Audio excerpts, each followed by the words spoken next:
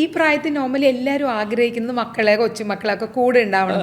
പക്ഷെ ഞാൻ എപ്പോൾ കണ്ടാലും ആൻറ്റി ഒറ്റയ്ക്കാണ്, ആൻറ്റി അതെല്ലാം വളരെ ഈസിയാണ്. ഞാൻ ആൻറ്റിയോട് പേഴ്സണലി ചോദിക്കായിരുന്നു, ആൻറ്റിക്ക് വിഷമമുണ്ടോ ഒറ്റയ്ക്ക് നിൽക്കുന്നത്? അങ്ങനെയൊന്നും ഇല്ല. പഴയ കാലമല്ലേ ഇപ്പോഴേ. ഇപ്പം ഞാനിപ്പോൾ എൻ്റെ 2 മരുമക്കളും എല്ലാ കാര്യങ്ങളും ശരിയാണ്, കൊള്ളാം. പക്ഷെ എന്നാലും എനിക്കറിയാം അവർക്ക് അവരുടേതായ ഒരു ലോകം വേണം. അപ്പോൾ അതിൻ്റെ ഇടയ്ക്ക് കിടന്ന് ഒരു പക്ഷേ സ്വന്തം അമ്മ ചെല്ലുമ്പോൾ ഇത്രയും ഒരു ബുദ്ധിമുട്ട് കാണത്തില്ല. കാരണം സ്വന്തം അമ്മയോട് എന്തും പറയാമല്ലോ, അമ്മ എവിടെ നിന്ന് ചുമ്മാ ഒക്കെ പറയാം. ഇതിപ്പോൾ ഈ രാജുവിൻ്റെ അമ്മ എന്ന് പറയുമ്പോഴത്തേക്കും അവർക്കൊരു ചെറിയ മതിൽ അതിൻ്റെ ഇടയിലുണ്ട്.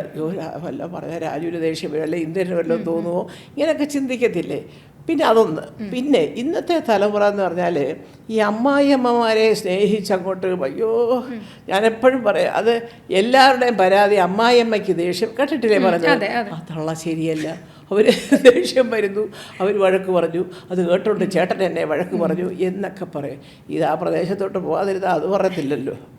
എപ്പോൾ വേണമെങ്കിൽ വന്നോ, നമുക്ക് എല്ലാവർക്കും കൂടെ ഭക്ഷണം കഴിക്കാം. ഞാൻ അടുത്ത 2 പേരുടെ നടുക്കാണ് ഞാൻ താമസിക്കുന്നത്. ഞാനൊരു ഫ്ലാറ്റ് എടുത്തിരിക്കുന്നത്. രാജുവിനും 5 മിനിറ്റ് കൊണ്ടുവരാം, ഇന്ദരനും 5 മിനിറ്റ് കൊണ്ടുവരാം.